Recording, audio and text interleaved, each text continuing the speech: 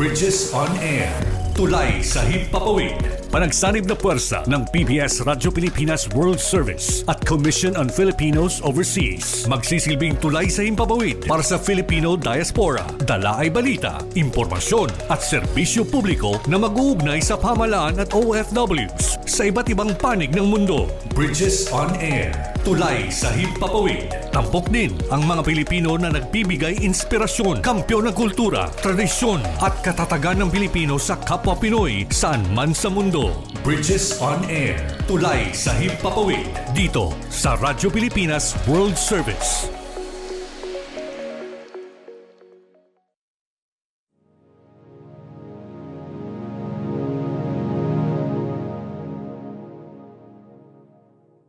Ang Commission on Filipinos Overseas o CFO ay kinagagalak na itanghal ang Bridges on Air kaakibat ang Radyo Pilipinas World Service. Para sa inyong kaalaman, ang CFO ay ang ahensya ng gobyerno na naatasang siguraduhin ang mga Pilipino saan man sa mundo ay may kaugnayan sa bansang Pilipinas. Nais ng CFO ng ating mga migrante ay kasama natin sa pambansang pag-unlad. Hangad ng CFO ang isang komunidad ng mga kagalang-galang at mahuhusay na Pilipino sa ibayong dagat na makabuluhang nag-aambag sa kapakanan ng bansang kanilang titirahan habang nanatili na matibay ang ugnayang pampolitika, pangkabuhayan at pangkultural sa Pilipinas. Kaya naman po ay nais namin ipakilala ang Bridges on Air, ang programang magbibigay ng boses sa mga Pilipino sa iba't ibang sulok ng mundo upang ibahagi ang kanilang kwento, tagumpay at mga pangarap bilang migrante. Nagpapasalamat po kami sa tulong ng Radyo Pilipinas World Service upang mabigyan ng pagkakataon ating mga kababayan sa ibayong dagat na maging kabalikat natin sa mga usapin at talakayan patungkol sa pabansang kaunlaran. Maraming salamat po. Mabuhay ang migranteng Pilipino. Mabuhay ang bagong Pilipinas.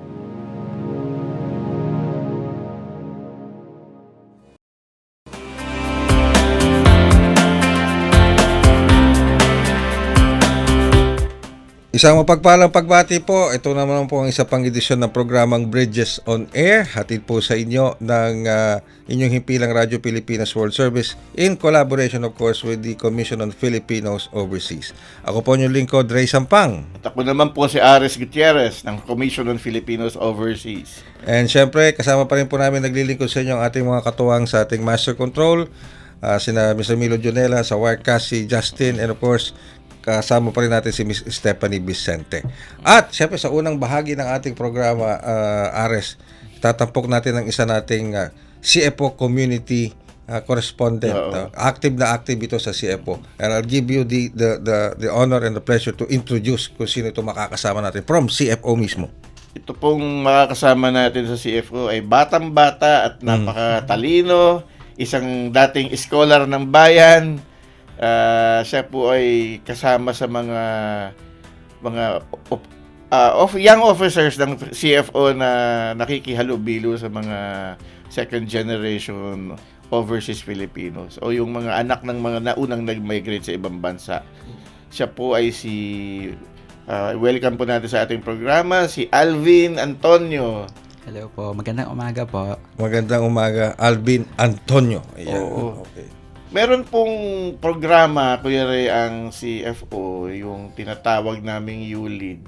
Ito po kasi ito po yung parang kwento na ginagawa namin dyan eh. Mm-hmm. Yung mga pamilya na nagmamigrate sa abroad, ang nangyayari dyan kadalasan is kinikwentohan nila yung mga anak nila kung ano yung Pilipinas, ano yung mga tradisyon, ano yung mga kwento doon, ano yung mga experience nila nung namumuhay pa sila sa Pilipinas. Yung mga bata naman, nakikinig lang sila, pero parang hindi nila ramdam. Kasi wala sila mismo doon. Wala sila dito sa atin at iba naman yung environment nila sa abroad. So yung programa ng CFO, dinadala ngayon yung mga bata dito to experience paano mamuhay ang typical na Pilipino. At isa si Alvin sa mga nagpapatupad ng programa na yon. So Alvin, ipaliwanag mo sa amin ano ba yung ULEAD? ng CFO? Sige po, Sir Ares. Ang ULEAD po ay short for Youth Leaders in the Diaspora. Isa po itong initiative that started back in 1983 and it started out as Lakbay Aral or study travel for the children of migrant Filipinos who have emigrated to other host countries, and they are usually second or third generation children po. And it is inevitable po, it is a product of migration po na they would grow to be accustomed or masasanay sila dahil araw-araw nilang nakakahalubilo or di kaya napapractice ang mga foreign na traditions, culture, and practices. And as a byproduct, some of them would be alienated somehow to Filipino culture, to Filipino heritage, and most of all, to their identity. And like what Sir Ares has mentioned earlier, na umaasa na lamang sila, yung ilan sa kanila, sa narratives ng kanilang mga magulang, ng kanilang mga lolo at lola. The ULEAD program serves as one of many interventions of the Philippine government, particularly the CFO, in order to introduce our overseas Filipino youth to their heritage. Kumbaga, connecting them by visiting the Philippines. Parang ano ka rin, parang sinasabing parang bridges na rin yun no? Yes, bridges, Ang di ba? parang isa ding paliwanag dyan is kung yung mga OFWs, merong reintegration program, tapos na yung kontrata nila, di ba, uuwi. Ito naman, nire-reintegrate ng CFO yung mga kabataang lumaki sa ibang bansa. Nire-reintegrate sila sa identity nila dito sa pagiging Pilipino nila. At yun yung ginagawa nila, Alvin. So let me get this straight, Ares saka Alvin. So yung second and third generation, papupuntahin nyo dito sa Pilipinas. Yes po. Ano ito?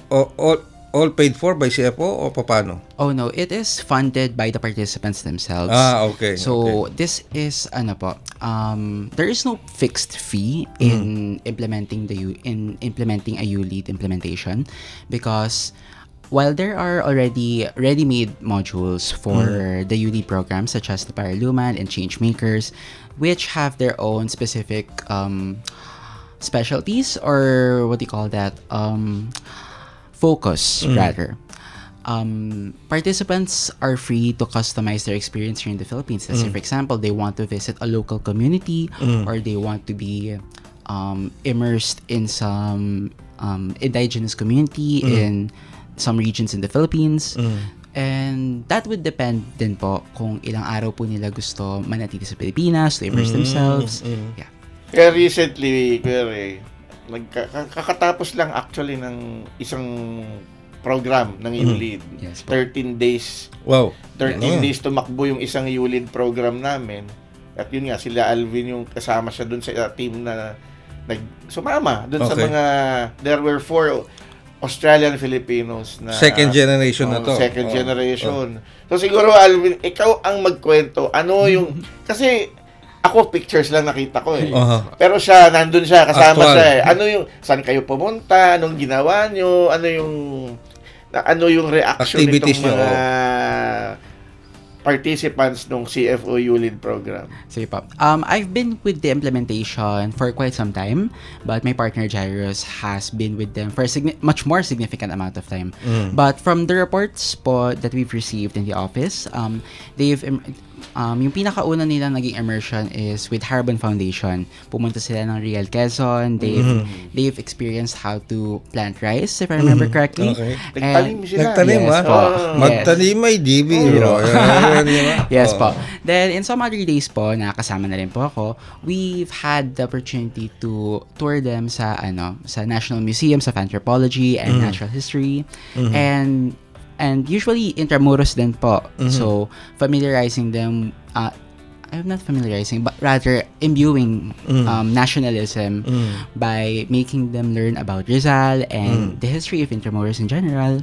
And they have also delved in a gastronomic tour in Binondo. Okay. Because, interestingly, the Philippines is a quite, I won't say, maybe that's the right term, generous for migrants, because we all know that the Filipino-Chinese community here in the Philippines is quite large. The Chinese diaspora here in the Philippines is quite large. So, sa gastronomic tour na yon, we had the chance to introduce them to on how the Philippines became or what do you call that, had the first Chinatown. Yeah. Pero And ang maganda doon sa ginawa nila, yung ibalik ko lang doon sa kwento ni Alvin na Intramuros. Kasi tinuturo lang naman usually kahit mga bata dito, 'di ba? Tinuturo lang sa Sa libro. Sino si Rizal. Oo. Yes. Parang napaka-generic ng turo kung sino si Rizal. Pero ano yung ginawa nyo doon para ituro si Rizal?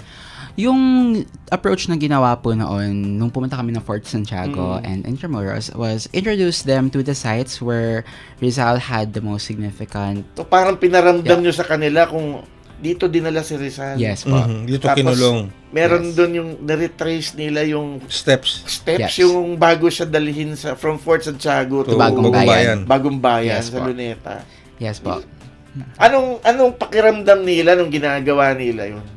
Actually, I've talked much with the participants, and some of them first time lang nila na makilala si Rizal, and some of them they have familiarity pero they Parang si Rizal ay nasa piso ng bawat Yes. Pilipino. Ganun Yes. lang, hindi pa puso. Yes. Nasa piso. Yes. Actually, we had an immersive lecture from the Commission sa Wikang Filipino because prior to our tour in Fort Santiago, in Intramuros, and in Binondo, we also had the opportunity to have a basic Filipino language workshop with Okay. the KWF. Workshop nga pala. And Oo. yes, and isa na rin sa naging parts ng workshop na yon ay yung pagpapakilala sa ating currency. Syempre, yung mga barya natin, ang mga ating mga bills. So, nakikita natin dun yung ating mga Bayani. mga bayani.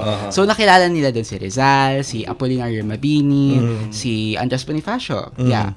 So, masasabi ko na naging comprehensive po ang tour nila. It's not just surface level, but rather dahil din sa iba pang forms of information such as yun nga po yung workshop.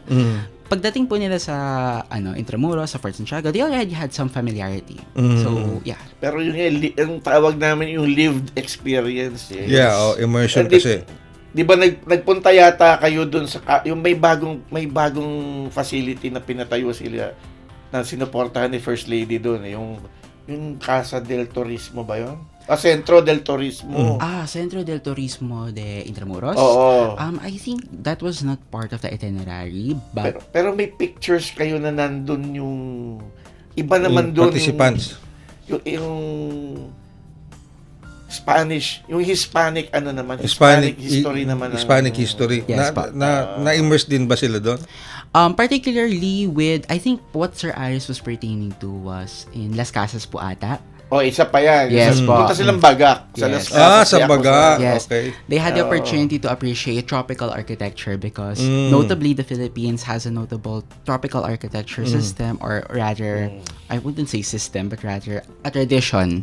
For example, actually they already had this information, or rather education in Intramuros, because we also visited Casa Manila right beside San Agustin Church. Okay. And it was through Casa Manila and Las Casas Filipinas de Acuzar na nakilala nila. Let's say, di ba Sir Ares, na in tropical Philippine architecture, bahay na ba to? Or, I wouldn't say bahay na ba to because correct din kami doon. It was bahay kubo. So, diba yung bintana po natin ng mga kapis? It's not just that one opening in the middle of a wall, but rather there is also an opening on top and at the bottom, which promotes the entry of more air inside. Ang tawag doon kasi merong grupo na nagre-restore ng old houses. Yung Ventanilla. Yes po, Ventanilla. Ventanilla. Di ba ang bintana dito, bukas. Meron din sa ilalim. baba. Parang yun ang aircon. Yes po. Yeah. Talaga. Kaya aside from heritage po, from history, they're also learning about paano nga ba rin yung iba pang aspects of Filipino life back then na distinctively Filipino. Okay. May maganda rin silang ginawa doon, Kuya Ray. Pumunta sila ng Binondo. Tinuruan sila gumawa ng hopya. Yes po. Wow, talaga? Yes, And po. anong feedback, anong reaction? Well, there was this hopya making workshop and they've truly enjoyed this workshop because lahat kami, even facilitators, had the chance to make our own hopya. So, it was hosted by Poland and alongside the hopia making workshop, parang nagkaroon din ng lecture how hopia making started in the Philippines, and paano nag-emerge din yung iba pang mga brands such as Anglitin din. Yes, Because, diba, may iba't ibang brands sa mga hopia. So, they introduced us to Poland's tradition. So, yun. And it is also interesting that yung gastronomic tour din po, alongside that was also a walkthrough tour of Binondo and Escolta. And we were also introduced kung how Escolta once became the economic center of the Philippines. Dati sikat na sikat Yes yan. po. And how, for example, dumaan din po kami sa Santa Cruz nearby, and pinakita sa amin how Santa Cruz became a melting pot of different architectural styles. There are styles hailing from the 1960s, there are styles hailing from 1980s. Nagkahalo-halo po. And that's how they that was how they had the opportunity Punta ba kayo to sa Raon? appreciate. Nakarating ba kayo ng Raon? Hindi. Raon, saan po yun? Di Raon, hindi na alam yan. Raon is in Quiapo yan eh. Quiapo. Mga katabi yan, Avenida, Raon, Recto. Hanggang Yan. Santa Lahat Cruz ng lang po. klaseng electrical, electronics, nandun yan. Nandun lahat yan.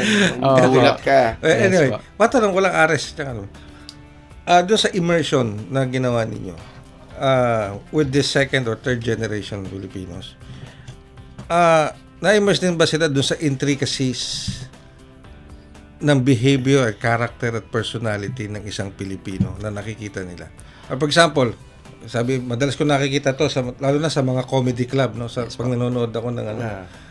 You know, the Filipino, when you ask the Filipino, can you tell me where to go?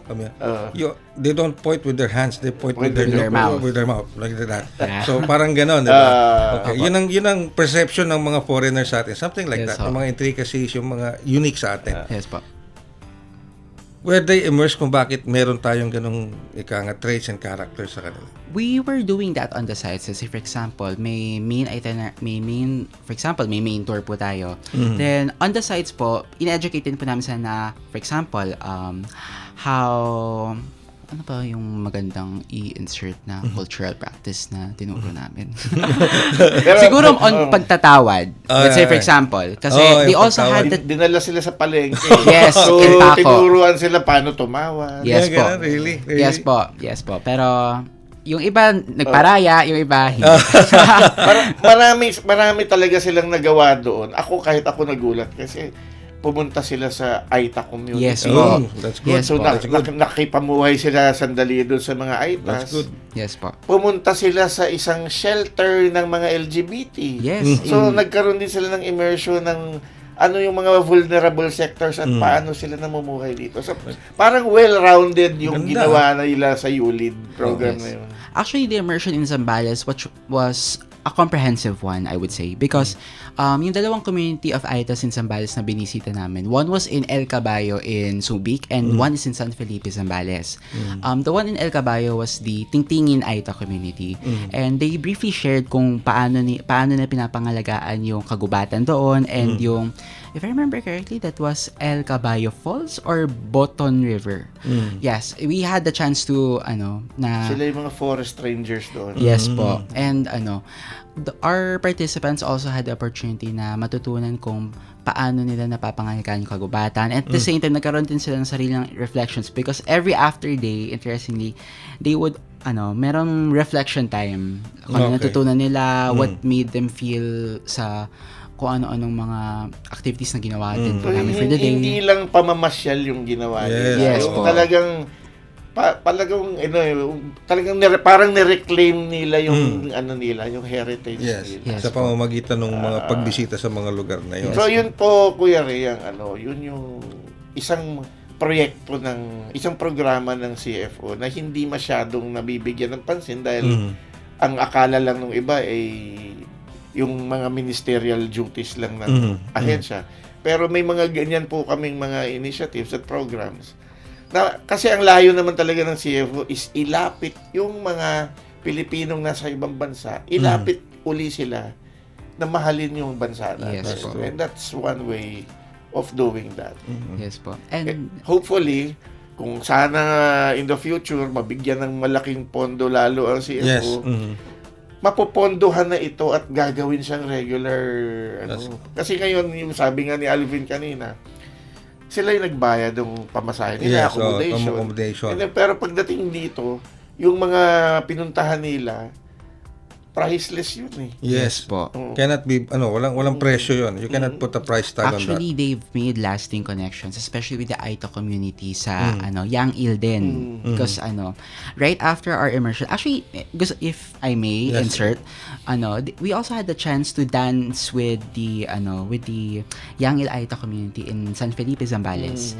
And tumatak din sa kanila because nagbigay din ng performance sa mga Filipino-Australian participants natin. Okay. Yeah. Alright. And tumatak din sa kanila yung connection nila with them because right after the day after our immersion in San Felipe, Zambales, nagkaroon ng special screening of The Foresters documentary by Mad Travel.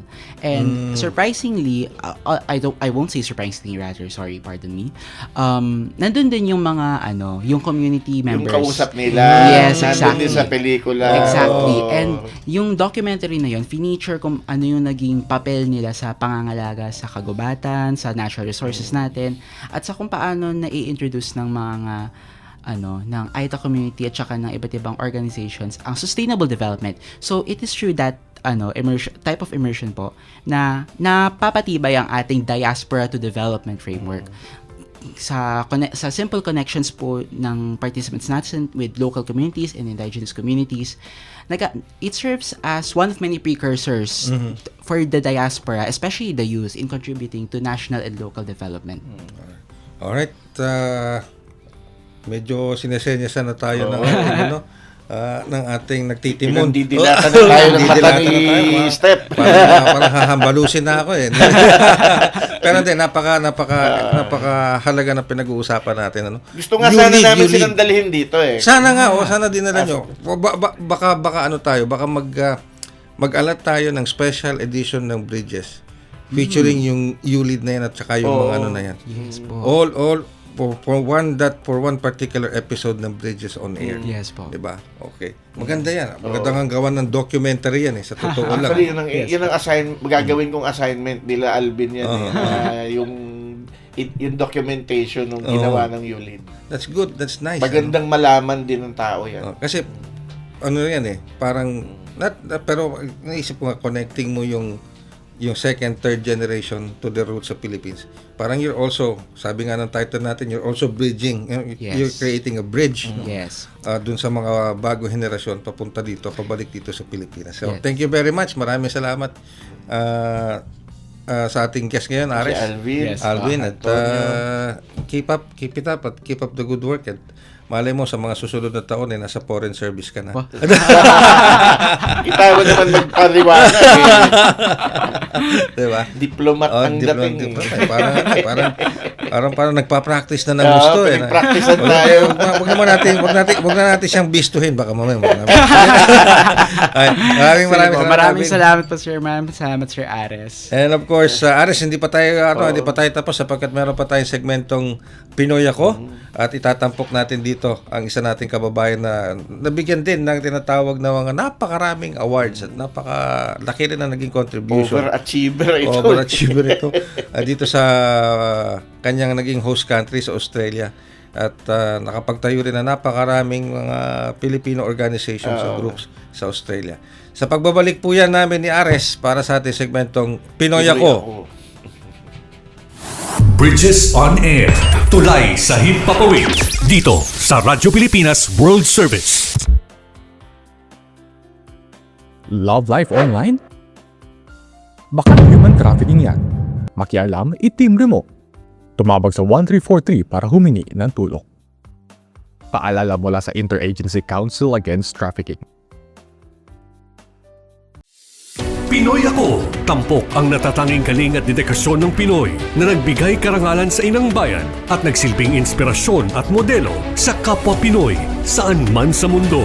Pinoy Ako. Dito sa Radyo Pilipinas World Service. Kayo po ay patuloy na sumusubaybay sa programang Bridges on Air at narito na po tayo sa ating segmentong Pinoy Ako, kung saan magtatampok na naman po tayo ng natatanging kababayan nating Pilipino na nagkaroon ng malaking contribution ano po sa komunidad o sa host country kung saan siya naroon. Kasama doon ang ating mga Filipino community. Muli po ako yung lingkod, Ray Sampang, kasama pa rin. Ako po si Ares Gutierrez, ang Commission on Filipinos Overseas. At Ares, ang makakasama natin ngayon is all the way from Australia. Yes. Yan. Siya ay si Mr. Walter S. Villa Gonzalo. Yan. Magandang umaga po, Mr. Villa Gonzalo. Si Ray Sampang po ito at si Ares.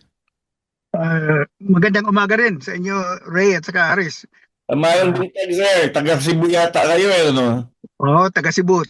So, pero, kuwan na dire, hapon na dire. 2 o'clock, Hindi ay ka sa Cebu. Melbourne. Sa Cebu? Sa City. Yes. Pero Ronda and Badian ang parents ko. Nasa Cebu City kayo ngayon. Apo. Pero, Hindi, sa Melbourne. nasa Melbourne, Australia kayo ngayon. So, live Oo. in Melbourne, Australia. Pero ang hometown nyo is sa Cebu City. Cebu City. Oo. Okay. So, salamat po, Mr. Villa Gonzalo, sa pagpapaunlak po ninyo sa amin. So, can you tell us something about your experience? Kasi 20 years pala kayo, more than 20 years na nasa abroad. At Bali, 39 years na. 39 years. 39 years? So, pumunta ako dito sa Australia 1986 after EDSA. Okay. So I was in the military. Mhm. So I was a commissioned officer sa Philippine Navy, and I was vice president ng APSLI at saka MBAI. So while I was in the Navy, I was I specialized in computers. Mhm. So from 75 ako nag-graduate sa PMA, Mhm. and then from 78 hanggang 86 nasa Camp Aguinaldo ako. And then after EDSA, medyo magulo dyan sa atin noon. Mhm. After EDSA, so we decided, my wife and I brought my family here, parang bakasyon lang. Mhm. Dahil nandito na yung aking mga kapatid, nag-migrate na sila. But we had already our visa. Mhm. Dahil nag-apply kami 2 years before, kuan lang, baka sakali lang yun. And then nangyaring EDSA, may visa na kami. So sabi namin, sige, magulo dito, magbakasyon muna tayo sa Australia. Mhm. And we liked the place, and we thought it's a good place to raise our children. Mhm. So we decided to stay, and then I resigned my commission from the military. So bali 17 years altogether sa military. That includes the 4 years in PMA sa Baguio. Okay. So, yun ang pinakadahilan Bakit siya? so, Walter, yeah. bakit ka nag-migrate sa Australia? Magulo ng mga panahon na yon after na EDSA. Oo, magulo nung panahon na yon. Hindi ka clear yung anong assignment ko noon. I was in APSLI, in an MBAI, and then I was told to go back to the Navy Computer Center. Mhm. And then we just thought that it was time to maybe bakasyon muna. Kasi may visa na naman, may pamilya na pwedeng pasyalan. So we decided magbakasyon na muna sa Australia. So ganun ang nangyari. And we liked it when we arrived here. We said, okay, it's good for our children. Let's apply for permanent residence. No, we were already permanent resident. So we applied for citizenship para madala rin yung pamilya na iba. Mr. Villa Gonzalo, I hope you don't mind me asking, ano pong rank yung nahawakan ninyo before you left the military? So I was lieutenant senior grade. That means equivalent ng captain. Wow, captain na. So captain ng equivalent ng army captain, pero lieutenant senior grade. Kami yung pinakamatagal naging kapitan, dahil alam nyo na nung panahon na yon, maraming mga general na ayaw mag-retire. Yes. Opo. So hindi kami 9 years kaming kapitan. So sabi namin, walang mangyayari dito sa lugar na to ngayon, pagbagulo, pagkatapos yan, kaya nagbakasyon. Pero okay naman yung career ko dyan sa military noon. again, I was in the computer field. I was already as a captain. I was vice president ng Upsley and MBAI and consultant to other companies including Veterans Bank, Wow. Insurance Commission, and Buddy's Drug House, Insurance Institute. Marami akong ginagawa, and I had 2 computer schools as well in Wow. Alabang and in Quezon City, and I also had a company in New York. Nagdadala kami ng mga Filipino computer programmers and analysts doon na piniplace namin sa jobs. This was So we were okay, but again, yung nga, magulo yung panahon na yon, kaya kami nagbakasyon lang. And that was in 1986. 86, hindi pa masyadong laganap yung profession sa IT. Di ba po? Nagsimula na. So kung tutuusin, Wala. isa ako sa pioneers ng IT sa military noon. Kunti lang yung nasa military na IT. Most of them mga Navy officers na nag-aral sa University of Berkeley sa US. Okay. Pero ako, I was more, diyan ako sa National Computer Center, Mhm. National Computer Institute noon diyan sa Camp Aguinaldo and UP. And so I was more in the operations talaga. Wow. So while my classmates in PMA were in the combat zones and in the aboard ships, I was in the office, sa Upsley. Okay. So I set up the computer department dyan. Oo. Kaya Ray, kung di ako nagkakamali, kabatch ni Mr. Villa Gonzalo si Admiral Pama. Underclass ko yun, si Pama. Alex. Underclass mo kasi sa Admiral Pama. Oh. Underclass ko siya. 1 year, 2 years, 1 year ang diferensya namin.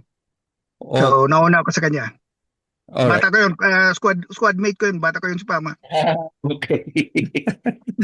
Kasi na bata Yung, kasi Admiral Pama. yung batch nila, yun yung ano yung mga super batch na matatalino. Oo. Ano, Well, ano naman yun, isa kasi sa mga naging dahilan na rin siguro ng pagsama ng military noon sa 1986 revolution. Dahil nga doon sa nabanggit. sila yung batang opisyal. Yes, Yung yung mga 72, 71, yung hanggang batch niya. Bali kasama kami dun sa RAM, 71 at saka 75. 75 ako, class 75 ako eh. reform the armed forces. Reform the armed forces, yeah. Oo. Yun yung mga gringo hunasa. Mga ganyan. Tama. Matanong ko lang po, Mr. Walter. Mahaba yung Villa Gonzalo. Hindi po. Alright. So, paano yung curious lang ako, Ares, at Mr. Villa Gonzalo. How was the transition from the Philippines to Australia? Ang laki ng responsibilidad nyo dito sa Pilipinas. May rango na kayo sa military. Ang dami nyo hinahawakan. May kumpanya kayong hinahawakan. Nasa Upsley kayo. So, yeah. Medyo mahirap ng kuan nga. Ang maganda naman, my first job dito sa Australia, sa Melbourne, was senior systems analyst sa isang malaking insurance company. So, MBAI is an insurance company, Upsley is the savings and loan. So, nirecognize naman nila yung aking skill. So, within 2 months pagdating, nakakuha ako ng job kaagad. So, it was a senior position. Okay naman. And I was also involved in the community. I also set up some businesses dito sa Melbourne. Okay naman ang buhay dito. But I did not feel I really belonged, ano?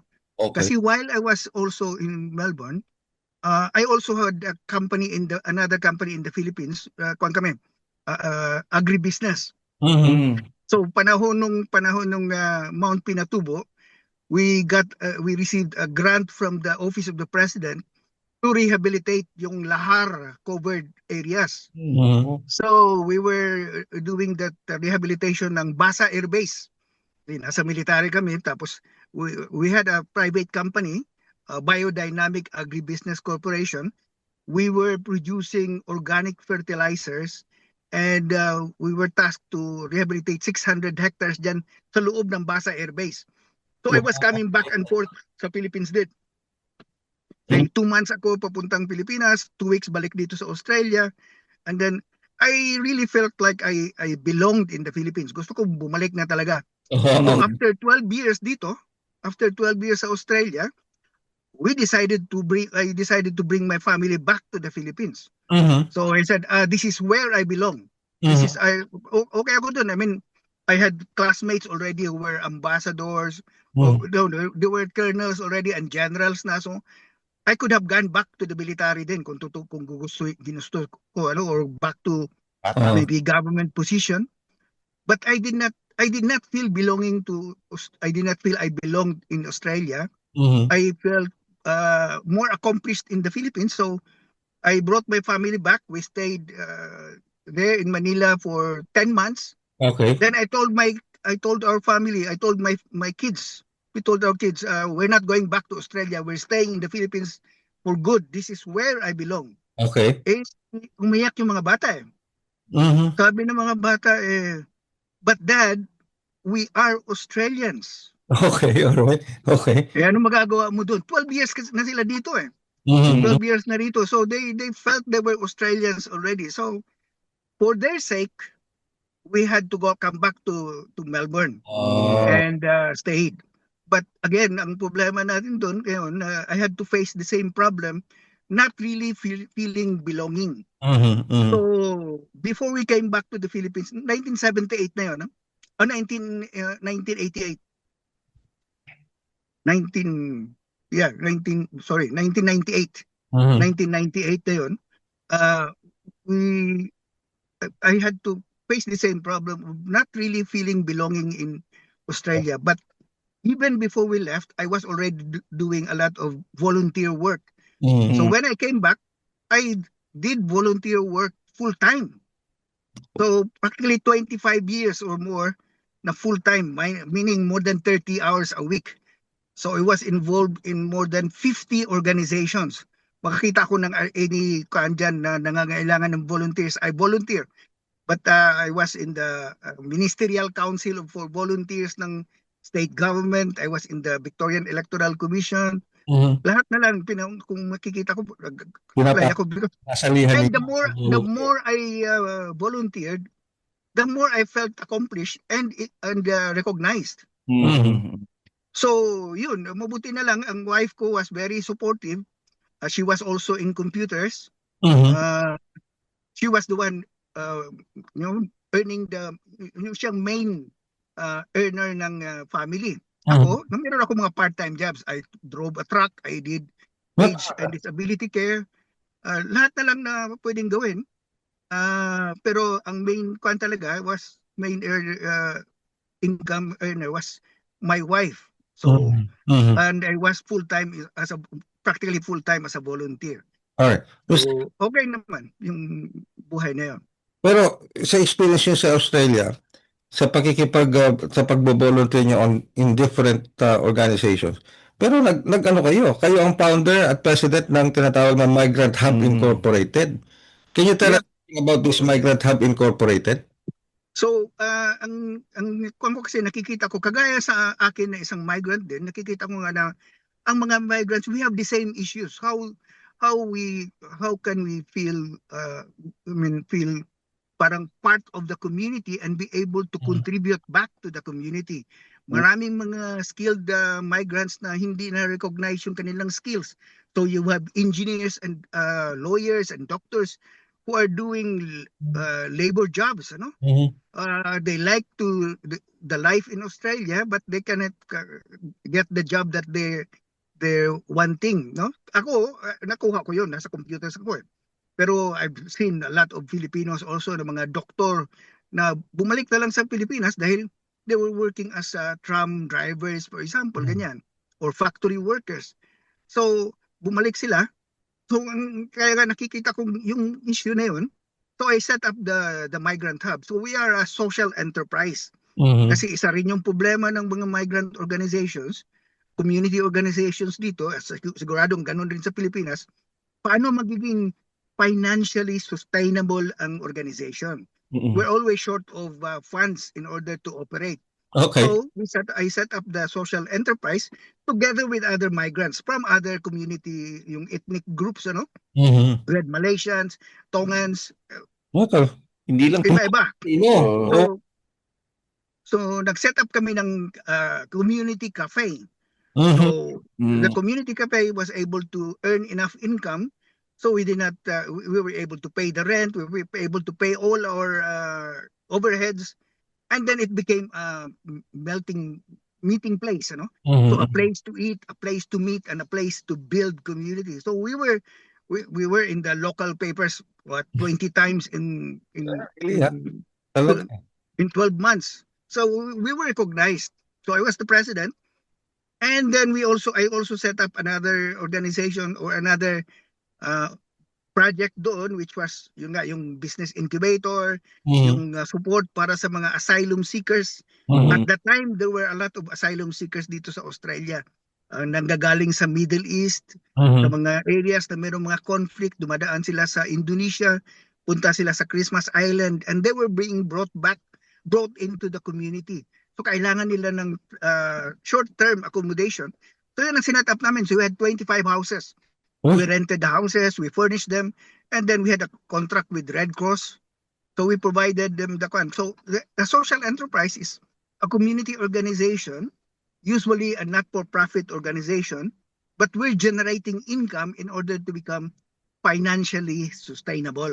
Okay. So yun ang naging kuan namin doon. So as a result, marami akong mga na-involve rin ako, hindi lang doon sa Migrant Hub, kundi yung ibang mga community organizations na akong presidente akong head ng Ethnic Communities Council. So lahat ng mga community organizations, iba-ibang nationality, nag-organize kami, tapos ako ang chairman doon, and then we did other projects in order to improve yung life ng mga migrants. Yun, so I was named Citizen of the Year ng City of Windham. So City of Windham is one of the biggest cities dito sa Australia, and we're one of the most diverse, meaning we have more than 150 nationalities. Okay. So talagang Mr. Gonzalo, makikita. Mr. Lee Gonzalo, speaking of Windham, ay kayo pala ay naging konsehal. Deputy Mayor ng Windham. Deputy Mayor ng Windham. Oh, tama. So at that time, I was the only Filipino na elect sa isang position because I really wanted to show na kaya ng Pilipino yung mga posisyon na ganoon, mga challenging position na yun. Dahil nga ang nagiging advocacy ko was yung services, to improve the services to the migrant community and small businesses. So alam nyo, mahirap magiging activist ka niyan, lagi ka lang nagko-complain. Okay. But you achieve more by being part of the organization. You go inside and you become a reformer, right? Okay. So I got in and made the changes. And after one term, I felt I've accomplished what I wanted to accomplish as a councillor. I was also elected deputy mayor. Yeah. Sabi po si Ares. Sir, mas Ano yan? nyo, dahil member kayo ng RAM, doon dyan, sa, Ano yan? dyan kayo nag-pursue ng mga reforms na gusto nyo. Ganun nga siguro dahil nga galing sa PMA, bali idealistic. And then para akong broken service, ano?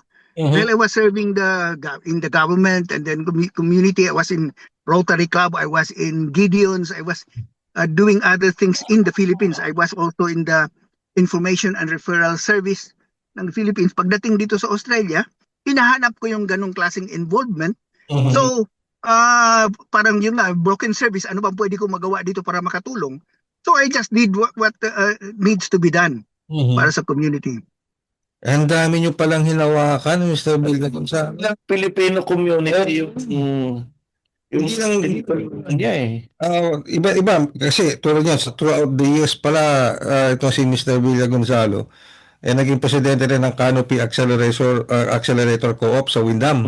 Naging rin founder din siya ng project manager ng Wincubator, tulad na nabanggit niya kanina, advisor ng Association ng Generation of Inspiring Leaders, etc. Ang dami. Pero I think Ares, ito yung isa siguro sa pinaka let's say sabihin nating memorable na award na nakuha niya. Yung Pamana ng Pilipino Award. Yan. For ito pong pagko-confer sa inyo ng pamana ng Filipino Award mismo ng presidente. Ano po ang ano po ang naging reaction niyo dito? How did you take this itong award na ito? Yep. So, alam nyo, ang karamihan sa atin, maski na hindi lang dito sa Australia, but everywhere, yung mga may puso na mag-volunteer, they do not volunteer dahil gusto makakuha ng award, ano? Pero malaking bagay yung mga awards, recognition, hindi lang para sa kanila, kundi para sa kanilang pamilya rin. Because there were a lot of times that I had to be out of the house, missing family dinners, getting out of the house at 2 o'clock in the morning in order to support somebody who's in need. Pero nakikita ng pamilya, nakikita ng mga bata yon, sasabihin nila, ano bang ginagawa ng tatay ko? Bakit naman ginagawa niya yung ganyan? I broke my leg, 6 months ako nasa hospital dahil dun sa aking volunteer work. And then, while I was in the wheelchair, I was still doing the work. So, my kids, although they did not ask me, I can see that they were asking themselves, why am I doing this for the community and I do not get anything out of it? But when I got the award, for example, as Citizen of the Year noon, nakikita nila na na-recognize, na na-appreciate yung recognition, yung award na yon. Ganun din sa pamana. So nakikita nila na hindi naman pala nasasayang yung ginagawa. My dad is making a difference.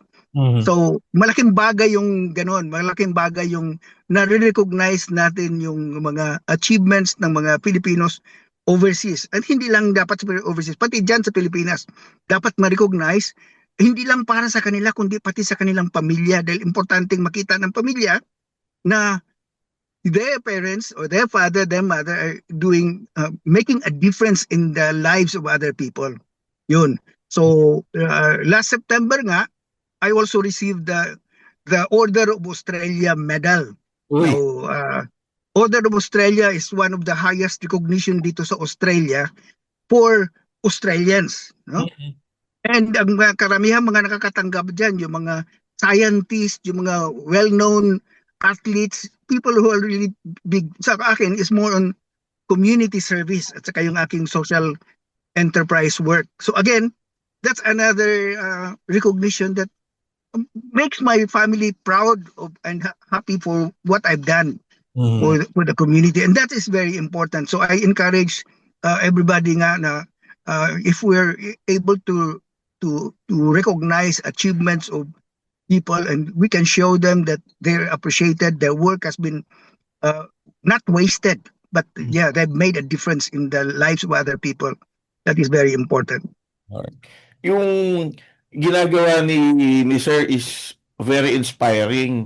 Totoo. Pero nag-inspire naman sa inyo, anong nagmo-motivate sa inyo para gawin itong mga bagay na to? Dahil hindi lang Filipino community yung inyong pinagsiservisyohan, kundi pati yung mga ibang nationalities na lalo na yung mga nangangailangan ng tulong. Ano po bang motivation ninyo? Anong nag-inspire sa inyo? Well, una nga dyan dahil nakikita ko nga sa mga Pilipino na merong mga issues na nahihirapan sila at gusto nating tumulong. Ako isang Kristiyano rin, isang born-again Christian ako dito. So nandyan rin sa puso talaga na gustong tumulong. Pero hindi lang dahil hindi lang para sa Pilipino. At ang nakikita ko rin importanteng dapat nga malalaman ng mga Pilipino overseas is that ang Pilipino ay appreciated ng lahat na community, no? Hindi lang sa Pilipino. Pero ang Pilipino karamihan, we're in the forgotten middle. Forgotten middle. Na hindi, kagaya siguro dyan sa Amerika o sa ibang bansa na ang Pilipino hindi masyadong outstanding. Pero hindi rin problematic. They are in the engine room of the community. They are the ones that's making things work. Sila, pag wala yung Pilipino sa mga hospital, magsasara yung hospital, walang nandyan yung skilled workers na Pilipino.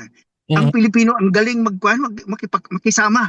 We're appreciated by a lot of people. Pero, ang Pilipino hindi lumalabas sa kanilang comfort zone. Ayaw makisama, ayaw ma-involve sa community. Kasi, para bang na-achieve na ng Pilipino yung para bang malaking bagay sa kanilang nandun na sila sa ibang bansa, and malaking ginhawa, malaking improvement sa kanilang lifestyle, na baliwala na lang yung ayaw nilang makialam na sa outside their community, di ba? Outside their community. So ang dami mga Pilipino na sa mga within their community organizations, ang daming politika, away-away ng ganon. Ayan. Totoo yan. Totoo yan. Sa amin lang dito, more than 150 organizations. Eh kung hindi mo makasundo yung mga presidente, gumawa ka ng bago, ikaw ang presidente man. Di ba? Pero ang gusto kong maipakita sa Pilipino is outside the Filipino community, yung migrant community, yung multicultural community, nangangailangan sila ng leaders. At ang Pilipino are natural leaders. Kaya lang, ayaw lumabas sa kanilang comfort zone. Ayaw makialam. Gusto dito na lang sa kanilang kanto, sa kanilang grupo. Ayaw makialam. So yan ang ina-encourage ko ngayon sa kanila. Kaya nga dun sa aming grupo, when I was counselor, and then first thing I did was encourage other Filipinos to run for council also. So the next election, there were 9 of us. Walang nanalo sa amin. Ako, nag-re-election ako, pero hindi ako nanalo din. And then last election, that was 2024, I encouraged 8 Filipinos to run for council, and then 2 ang nanalo. Okay. All right. I also ran for parliament, state parliament. So I ran twice. Muntik na akong nanalo nung una. Pero yun ang gusto ko makita, na maraming Pilipino ang makapasok hindi sa leadership positions, hindi lang sa politics, kundi sa wider sa community. At hindi lang sa Filipino community, kundi sa multicultural at saka yung mainstream community. Kaya ng Pinoy. So yun ang nag-motivation sa akin. So right now, what I'm trying to do is again identify the next generation. Sinong pwedeng magiging kandidato natin next time. So ako'y natutuwa na yung isa sa ating existing councilor ngayon ay ginugroom na magiging candidate for the state parliament election this year. So encourage ako diyan. So ang aking mission is to unite the Filipino regardless of anong party meron. Basta we support the Filipino candidate para magkaroon naman ng Pilipino sa parliament dito sa Australia. Wala pa rito Meron 2 na yata sa New Zealand, meron sa Canada, meron sa US. Pero we are a large community dito, pero we are not, Fragmented kayo dyan sa Australia. fragmented. Marami namang mga community organizations like mga Indians, for example, mas fragmented kaysa atin. Pero there's a lot to be improved nga tungkol sa community dynamics dito sa Australia. Pag-asa, marami pa. Muntik tayo nagkaroon ng Filipino Prime Minister sa Australia. Sayang. Malayo pa siguro mangyari, pero hindi imposible. Posibleng mangyari yan. Kaya nga, ang importante, dapat magtanim na ngayon sa mga puso ng ating mga kabataan, no? Para ma-involve. Kasi kung ang mga Pilipinong nandito na, yung first generation, ay kung hindi sila magiging aktibo sa community, how can we expect their children and grandchildren to be involved? Alright. Okay, pero ito siguro isang question na lang ito, Ari sa Mr. Villa Gonzalo. During yung unang pagdating mo po sa Australia hanggang sa hanggang na-establish nyo na po yung sarili nyo and your family and everything that you have done there sa Australia, naging active participant o role ba? Meron ba naging role ang Commission on Filipino Overseas sa buhay ng ating mga Filipino migrants sa Australia?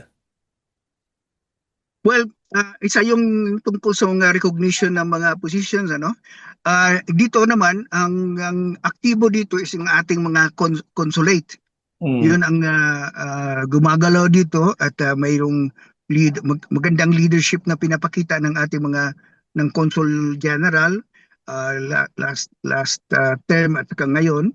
So malaking bagay yun. Now, ang Kasi ang Pilipinas kasi, ang mga Pilipino dito sa Australia, hindi yung mga ah, OFW, Mhm. no?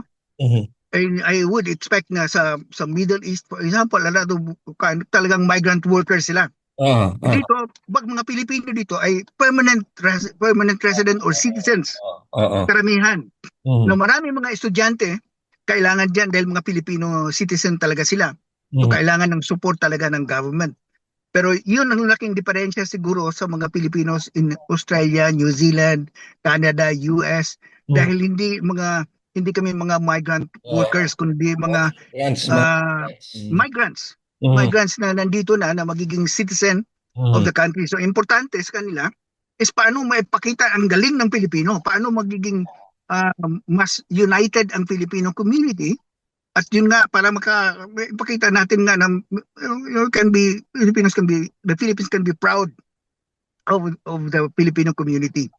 Alam mo ba, So, malamang nakasama ni Sir Bilya Gonzalo dyan sa Australia, Mhm. na PMAyer din, Mhm. na pareho niya na reformist at gustong maghubog ng bagong leaders. Ah. Si General Adalberto Adan, yung dating Chief of Staff.